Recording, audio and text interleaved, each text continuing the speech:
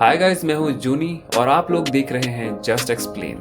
Video को start करने से पहले अगर आप इस चैनल पर नए हो तो प्लीज चैनल को सब्सक्राइब कर देना, क्योंकि हम इस चैनल पर एनिमे एक्सप्लेनेशन जैसी वीडियोस लाते रहते हैं। और क्योंकि बहुत सारे ऐसे लोग हैं जो कि बस चैनल पर आते हैं और वीडियो देखकर चले जाते हैं, सब्सक्राइब नहीं करते।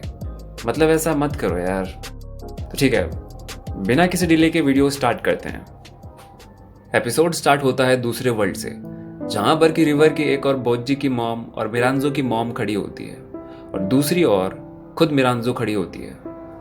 और बोज्जी अपने मॉम को देखने के बाद उसे अपने मॉम के साथ बिताए हुए कई सारी मेमोरीज याद आने लग जाती हैं। बोज्जी की मॉम उसका काफी ख्याल रखा करती थी और वो अपनी मॉम से मिलने के लिए बस एक बार तरस रहा होता है, पर वो अपने आप पर काबू करता है और डेस्पा उसे कंफर्ट करता है। जिसके बाद कि उन्हें मालूम पड़ता है कि बोस्से के मॉम के पास जो वुमेन खड़ी है शायद वो मिरांजो की मॉम है, क्योंकि उन्होंने पहले तो देखा नहीं है ना उसे, तो उन्हें तो पता नहीं इसके बारे में, तो वो लोग बस गैस ही कर सकते हैं। जिसके बाद कि बोज्जी की मॉम, जिसका नाम होता है शिना, वो मिरांजो को कहती है कि आखिरकार उसे मारने की हिम्मत कैसे हुई। जिसके बाद कि मिरांजो की मॉम उसे कहती है कि उसने सब क्यों किया। जिसके बाद कि शिना मिरांजो को कहती है कि वो इस रिवर को पार नहीं कर सकती है ना।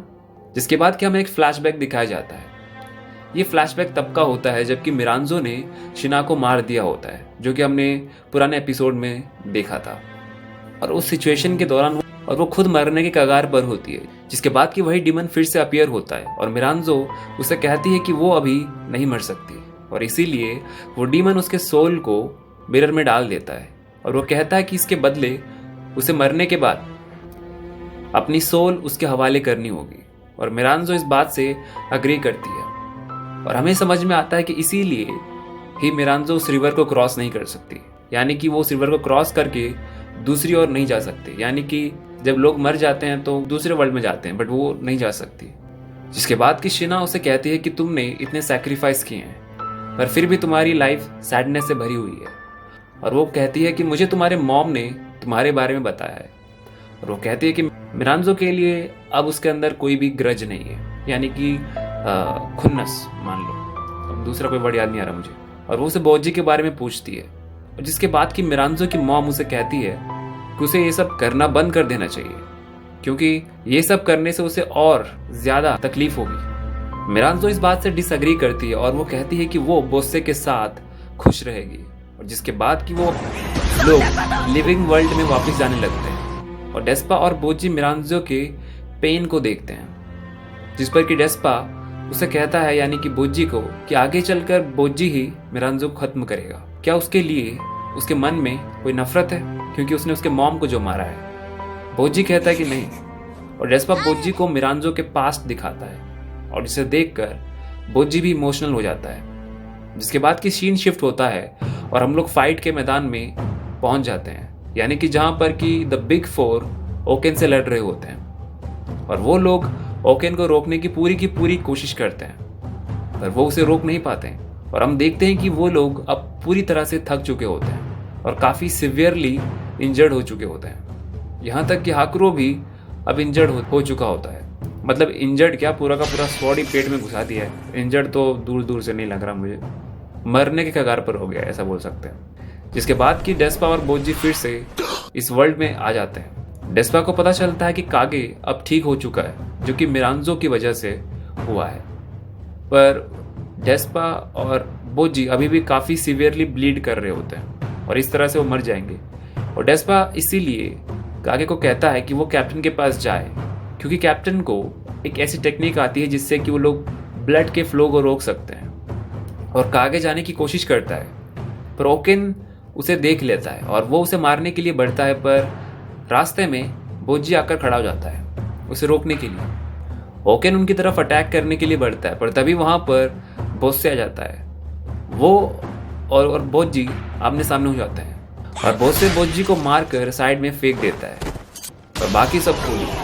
जिसके बाद कि वो डेस्पा को थैंक्स कहता है कि उसने उसके बेटे यानी कि बोज्जी का ख्याल रखा। डेस्पा लाइटनिंग अटैक उस पर करने ही वाला होता है, यानी कि बोस्से पर बोस्से कहता है कि मुझे अब उस अटैक से कोई भी फर्क नहीं पड़ेगा और किसी भी अटैक से उसे कोई फर्क नहीं पड़ने वाला। जिसके बाद कि वो सडनली अपने हीलिंग मैजिक का यूज करता है और वो वहां पर प्रेजेंट सभी को हील कर देता है और उस लाइट को देखकर हीलिंग भी उस तरफ भाग कर आने लगती है। जिसके बाद कि हम देखते हैं कि बोज्जी और बाकी सब पूरी तरह से ठीक हो चुके होते हैं और डेस्पा, बोज्जी और कागे इस बात को सेलिब्रेट करने लगते हैं। मतलब पिकनिक ही चल रही है यहाँ तो। अच्छा है। और तब ओकेन उनकी ओर आने लगता है और बोज्जी भी रेडी हो जाता है उससे फाइट करने के लिए, पर बोस्से उसे रोक लेता है और वो कहता है कि वो उससे लड़ेगा। जिस पर कि डेस्पा बोज्जी को समझाता है कि अब उनके हाथ में कुछ भी नहीं है, यानी कि वो अब कुछ भी ऐसा नहीं कर सकते जिससे कि वो ओकेन को रोक सके, क्योंकि उन्होंने सब कुछ आजमा कर देख लिया है पर वो लोग उसे नहीं रोक पाए और इसीलिए उन्हें अब बोस्से पर ट्रस्ट करना होगा।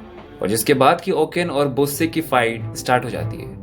ओकेन उस पर अटैक करता है पर उसके स्वॉर्ड से उसे कोई भी फर्क नहीं पड़ता है और बोस्से कहता है कि उसे कोई भी मामूली तलवार उसका कुछ भी नहीं कर सकती।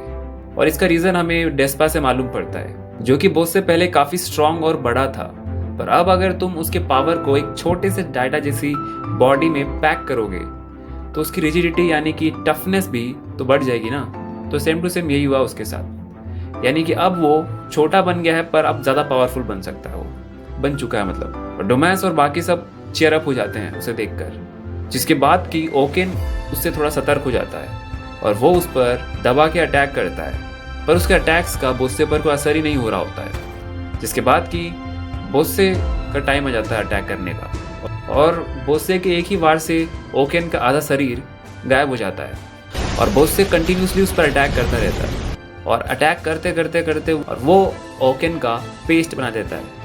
जिसके बाद कि ओकेन फिर से खुद को रिपेयर कर लेता है और बोस्से फिर से उसे कुचल देता है और वो इस बार उसके आर्मर के पीसेस को कलेक्ट करके उसे दबाकर एक बॉल बना देता है और बोस्से की स्ट्रेंथ को देखकर सब हक्के बक्के रह जाते हैं, मतलब उनके मुंह से भी कुछ आवाज़ नहीं निकल रही होती है। इसके बाद कि ओकेन खुद को फिर से रिपेयर कर लेता है और जिसके बाद कि बोस्से को कुछ सूझता है और वो अपने आसपास ज़मीन पर ठोकने लगता है और नीचे से एक बड़ा सा पत्थर निकाल कर साइड में रखता है और उसमें एक सुराख कर देता है और ओकेन को फिर से तोड़कर उसका बॉल बना देता है और उसे उस छोटे से सुराख में अंदर की ओर रख देता है और उस सुराख का मुंह बंद कर देता है।